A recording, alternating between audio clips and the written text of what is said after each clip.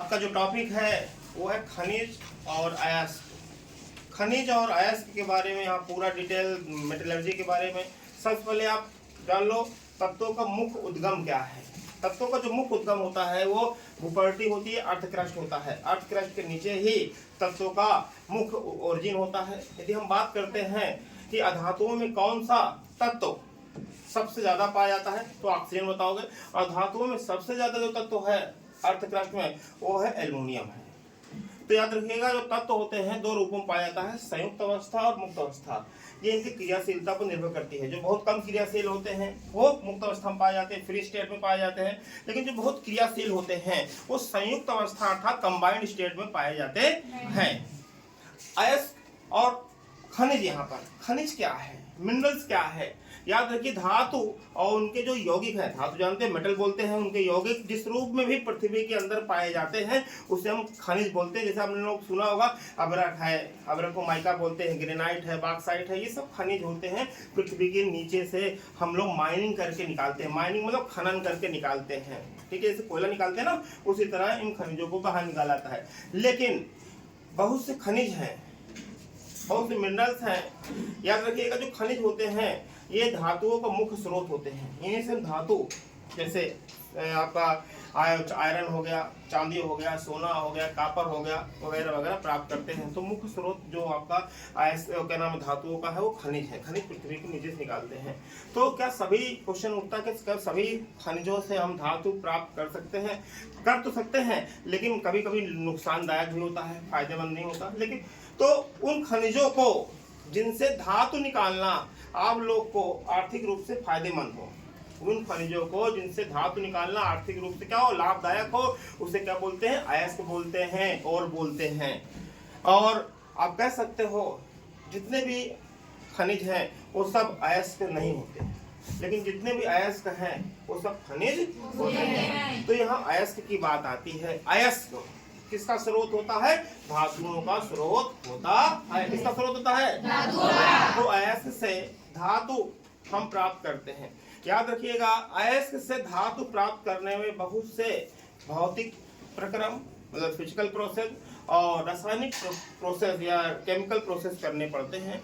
इन्हीं जो प्रक्रम हो, प्रोसेस है, क्रियाएं हैं, इनको सामूहिक रूप से हम लोग बोलते हैं धातु कर्म या मेटलर्जी बोलते हैं। जिसमें आपका आता है अयस्कों का पीसना आता है, अयस्कों का सांद्रण आता है, निस्तापन क्रिया आती है, निस्तापन क्रिया बोलते हैं कैल्सिनेशन, भर्जन क्रिया आती है, रोस्टिंग आती है, ठीक है।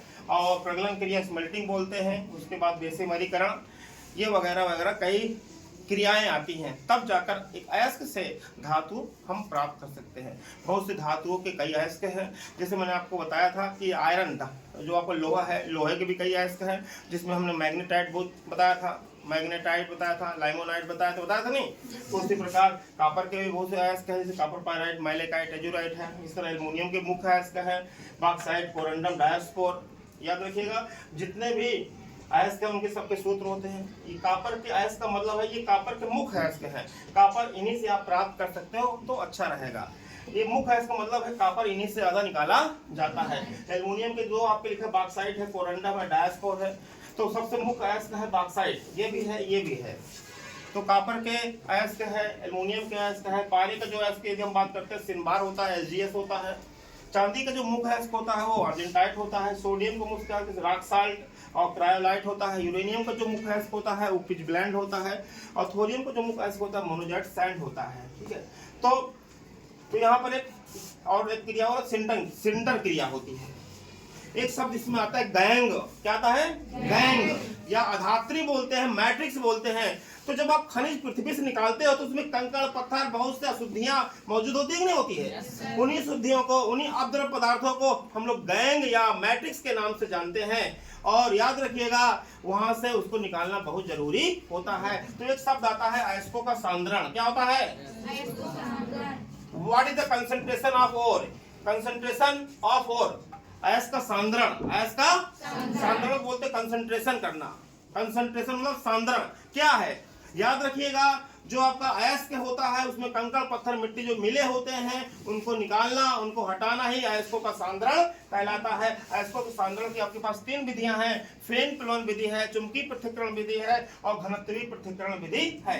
याद रखिएगा जो सल्फाइड अयस्क होते हैं, सल्फाइड अयस्क का मतलब होता है जिसमें सल्फर हो, जिसमें उसे बोलते हैं सल्फाइड अयस्क। जैसे कॉपर पायराइड, कॉपर पायराइड की हम बात करते हैं तो उसमें सल्फर तो होगी, CuFeS2 लिखा है कि नहीं, जिसमें सल्फर हो वो सल्फाइड अयस्क है। याद रखिएगा जितने भी सल्फाइड अयस्क हैं उन सब का सांद्रण क्या कहलाता है, किस विधि से करते हैं, फेन प्लवन विधि से करते हैं। तो एक बार फिर से हम बताते हैं अयस्कों का सांद्रण क्या है। अयस्क में उपस्थित गैंग जो है, कंकड़ पत्थर अशुद्धियां जो हैं उनको बाहर निकालना ही अयस्कों का सांद्रण कहलाता है। कंसंट्रेशन ऑफ ओर कहलाता है। कंसंट्रेशन ऑफ ओर की 3 विधियां होती है आपके, फेन प्लवन विधि होती है, चुंबकीय पृथक्करण विधि होती है और घनत्वीय पृथक्करण विधि होती है। जो सल्फाइड अयस्क होते हैं जैसे कॉपर पायराइड है जिसमें सल्फर होता है वो सल्फाइड अयस्क होता है। इनके सांद्रण की एक विधि है जिसे बोलते हैं फेन प्लवन विधि। निस्तापन क्रिया क्या है, कैल्सिनेशन क्या है, ध्यान दीजिएगा। जो सांद्रित अयस्क को हमने सांद्रित कर लिया, अयस्क को सांद्रित कर लिया मतलब उसमें से जो कचरा है वो क्या कर दिया, निकाल लिया। तो जो अयस्क मिला वो कैसा अयस्क होगा, सांद्रित अयस्क। तो उसके गलनांक के नीचे, उसके गलनांक के गले ना, गलनांक के ऊपर वो गल जाएगा, गलनांक के नीचे उच्च ताप पर गर्म करके उसमें जो उपस्थित नमी है, क्या है, नमी है, हाइड्रेशन जल है एवं जो अन्य वाष्पशील अशुद्धियां हैं उसको बाहर निकालना ही कैल्सिनेशन या निस्तापन कहलाता। सांद्रित ये अयस्क है, इसको हमने सांद्रण कर लिया, ये सांद्रित अयस्क हुआ।